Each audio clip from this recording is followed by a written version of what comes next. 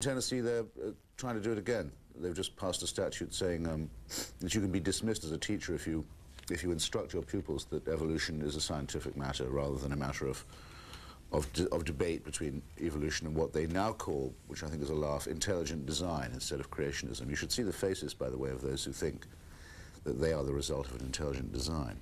To be an atheist, you have to believe that it is possible, which I think is a far greater leap of faith. That's something that can be created out of nothing. When you look at the majesty and sophistication and the intricacy of the universe that we do know and comprehend, you have to believe that somehow that this energy could have existed on its own, and I do not believe that is. That, to me, is a leap of faith. You give me the awful impression, I hate to have to say it, of someone who hasn't read any of the arguments against your position ever. I've read all the arguments. I don't see how you can be saying this. Look, you want your God to take responsibility for the huge number of collapsing stars and imploding galaxies and destroyed universes and failed solar systems that have left us in this tiny corner on the one planet in this petty solar system that can support life some of the time on some of its surface, and you want a creator who's filled this Earth with species since life began, 99% of which are now extinct already. And this is some design, isn't it? So in London the other day, Richard Dawkins and I and Anthony Grayling, moral philosopher. Wow, that's the 18. Not bad. Debated against three religious types, Roger Scruton, Rabbi Neuberger, and someone else, can't remember now. Yeah. A person who'd actually written a book with the title Digging Up Jesus, or Digging for Jesus. Very funny. By recalling an exchange I had recently in Colorado Springs with a spokesman of America's evangelical broadcasting wing, a much overrated but nonetheless significant force in American politics. This broadcaster asked me, in response to my own statement of unbelief, he said, "I insist that you answer the following question, and that you answer it with a yes or a no." I braced myself. I accepted the challenge unseen. He said, "You are to imagine yourself in a strange city where you've never been before. You are to imagine nightfall coming on, and you to be without friends or succor in this town. And you are to ask yourself whether you would feel safer or less safe when you saw a dozen men coming towards you in the dusk, if you were to know that they had recently come from a prayer meeting."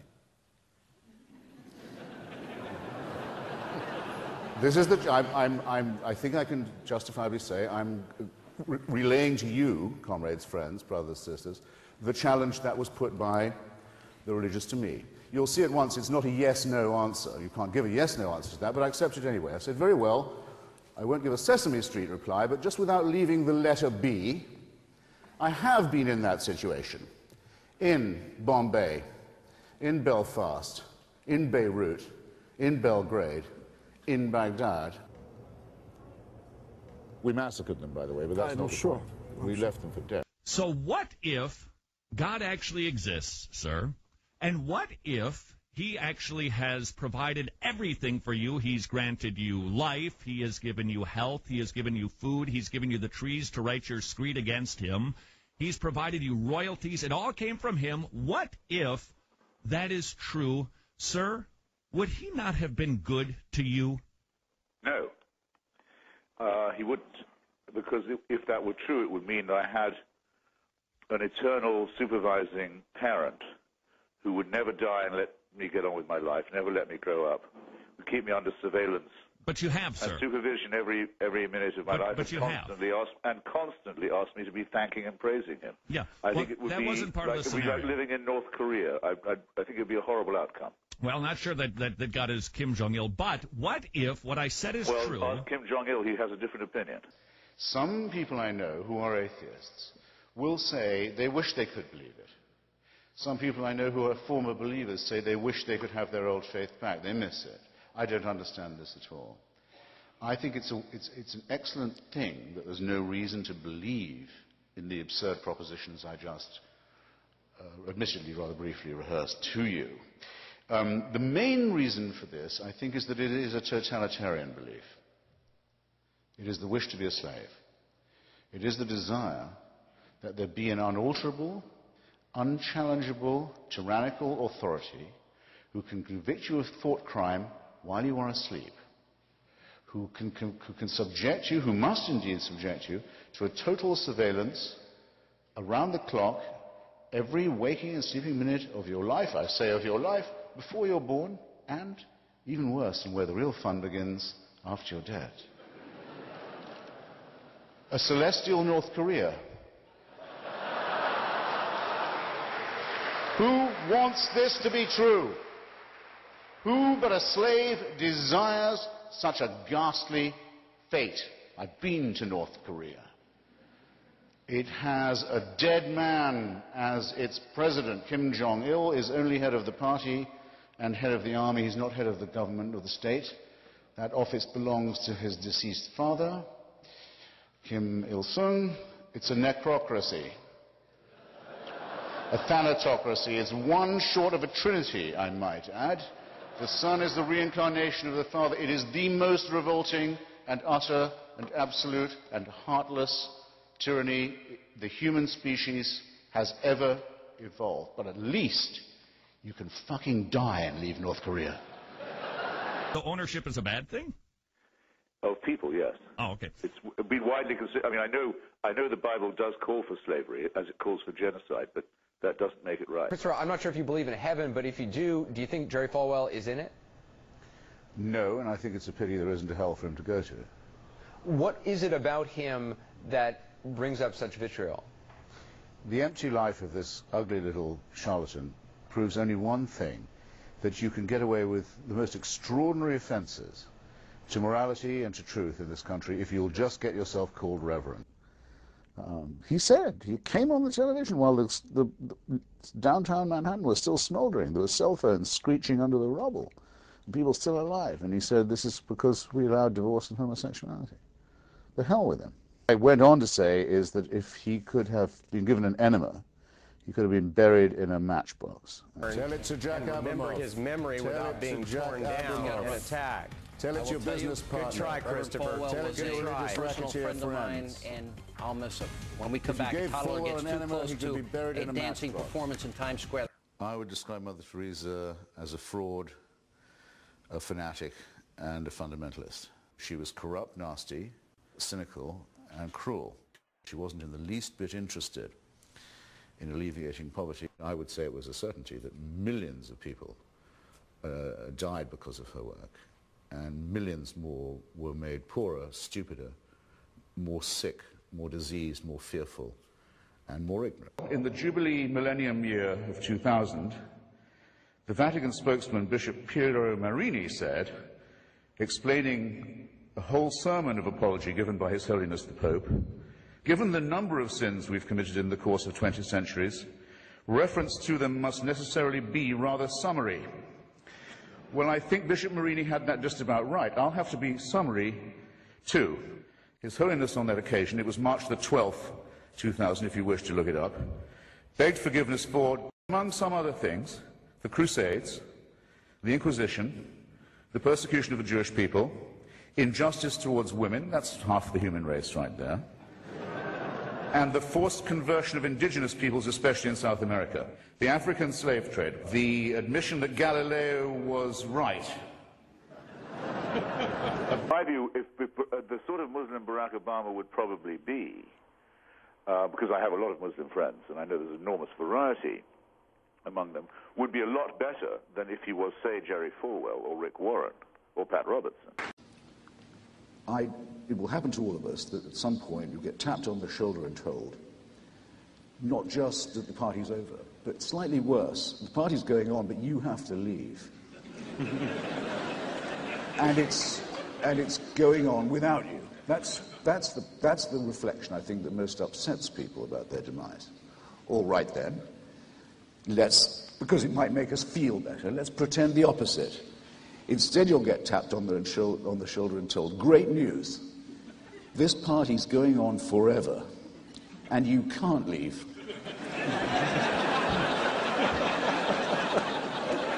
You've got to stay. The boss says so, and he also insists that you have a good time. I've read about David's father, and I had a bad time when my own father passed on, but the father proposed by monotheism is the father who doesn't die, who reassures his children, don't worry, I'll never leave you. You'll never see the end of me. You'll never get the chance to feel sorry. I'm always there. I'm the absolute ultimate in dictatorship, and in my courts there's no appeal. Do you really think that this would cheer up anyone of sentience or humanity or capable of feeling of irony? I submit it's out of the question.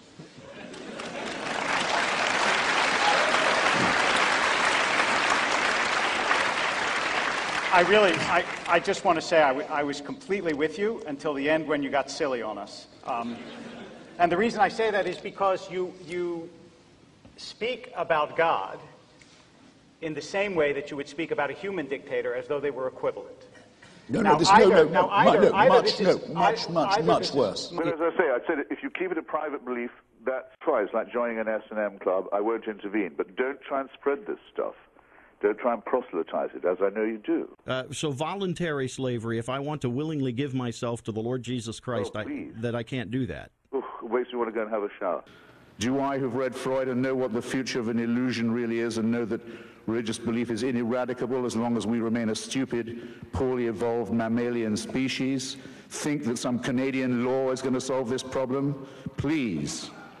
No, our problem is this: our prefrontal lobes are too small, and our adrenaline glands are too big, and our thumb-finger opposition isn't all that it might be. And we're afraid of the dark, and we're afraid to die, and we believe in the truths of holy books that are so stupid and so fabricated that a child can, and all children do, but as you can tell by their questions, actually see through them. And I think it should be, religion, treated with ridicule and hatred and contempt. And I claim that right. To see something that is awe-inspiring, and don't look to blood-stained old myths. Now, why now? Why am I doing this now, people ask? Well, I'll tell you why now, because in the last few years it's become impossible to turn a page of a newspaper without being, as the religious would say, offended. In other words, I don't think I sound self-pitying if I say that I'm offended that a cartoonist in a tiny democratic country in Scandinavia, Denmark, can't do his job without a death threat, and that no American magazine or newspaper would reprint those cartoons, either to elucidate the question or in solidarity. I'm offended that civil society in Iraq is being destroyed, leveled by the parties of God. I'm offended that people in this country believe that they have the right to advocate the teaching of garbage to children under the fatuous name of intelligent design. I believe that we're... I thought you'd never clap. Just as I believe that where religion ends, philosophy begins, where alchemy ends, chemistry begins, where astrology ends, astronomy begins, and now the people will say, well, let's give equal time to astrology in the schools. It's nonsense, dangerous and sinister nonsense. The Pope says AIDS may be bad, but condoms are much worse. What kind of moral teaching is this? And how many people are going to die for such dogma? You see what I mean? So I'll be very brief. There's an end to this, an end particularly to the cultural cringe that says that if someone can claim to be a religious spokesman, they are entitled to respect. I have to say it in your presence, sir. I think that the title Reverend is something people should be more concerned to live down than to live up to. Thank you.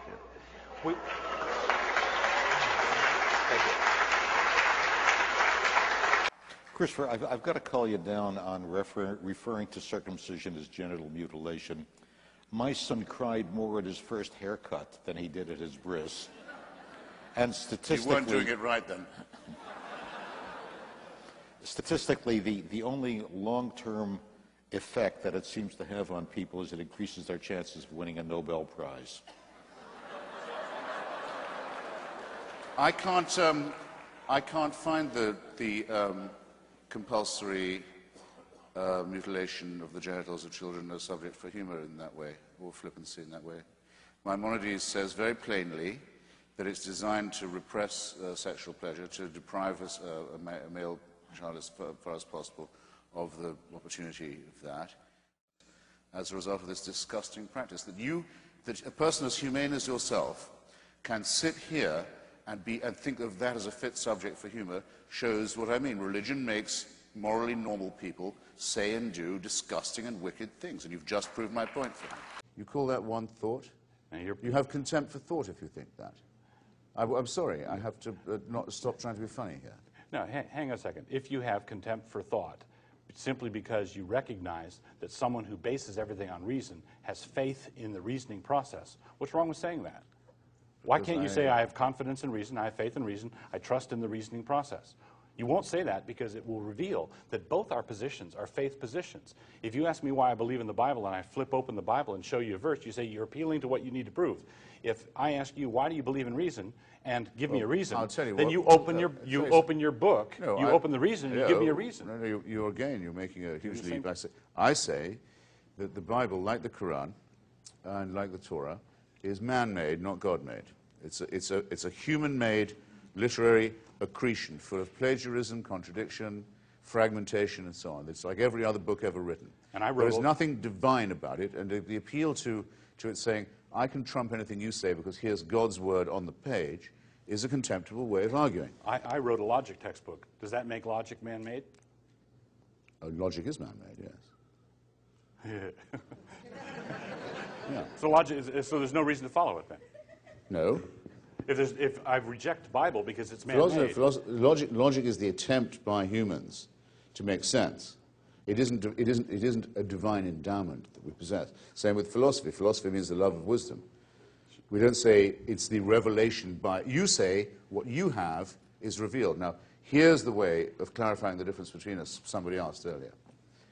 I don't claim to know more than I can. Everything I've said this evening, I've backed by assertions, evidence, argument. Douglas Wilson, who's just as modest and friendly and tender a chap as I am, says, yeah, but I have an advantage over Christopher, because I know what God wants, and I know what he says in his book. I have access to a higher authority. Now, what I want you, I'll ask him, but I don't care. I've asked him before. You have to ask him. How does he know that? And by what right does he claim to know the mind of God? And if you were a serious spiritual person, wouldn't you think it was a bit much that someone said they could come before you and tell you what God wanted? As long as they don't call it modesty, I don't mind. As long as they don't call it humility, I don't mind. But I don't like being told that my arguments aren't as good as his because he has divine information that's withheld from me. Why don't you accept this wonderful offer? Why wouldn't you like to meet Shakespeare, for example? I mean, I don't know if you really think that when you die you can be corporeally reassembled and have conversations with authors from previous epochs. It's not necessary that you believe that in Christian theology, and I have to say it sounds like a complete fairy tale to me. The only reason I want to meet Shakespeare, or might even want to, is because I can meet him any time, because he is immortal in the works he's left behind. If you've read those, meeting the author would almost certainly be a disappointment. But when Socrates was sentenced to death for his philosophical investigations and for blasphemy, for challenging the gods of the city, and he accepted his death, he did say, well, if we are lucky, perhaps I'll be able to hold conversation with other great thinkers and philosophers and doubters too. In other words, that the discussion about what is good, what is beautiful, what is noble, what is pure and what is true could always go on. Why is that important? Why would I like to do that? Because that's the only conversation worth having. And whether it goes on or not after I die, I don't know. But I do know that it's the conversation I want to have while I'm still alive, which means that to me, the offer of certainty, the offer of complete security, the offer of an impermeable faith that can't give way, is an offer of something not worth having. I want to live my life taking the risk all the time that I don't know anything like enough yet, that I haven't understood enough, that I can't know enough, that I'm always hungrily operating on the margins of a potentially great harvest of future knowledge and wisdom. I wouldn't have it any other way. And I'd urge you to look at those of you who tell you, those people who tell you at your age that you're dead till you believe as they do. What a terrible thing to be telling to children. And that you can only live and that you can only live by accepting an absolute authority, don't think of that as a gift. Think of it as a poisoned chalice. Push it aside, however tempting it is. Take the risk of thinking for yourself. Much more happiness, truth, beauty, and wisdom will come to you that way. Thank you.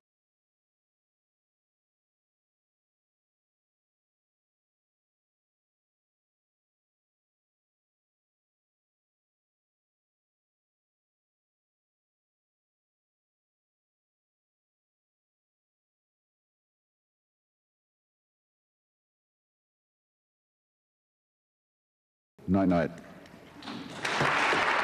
Stay cool.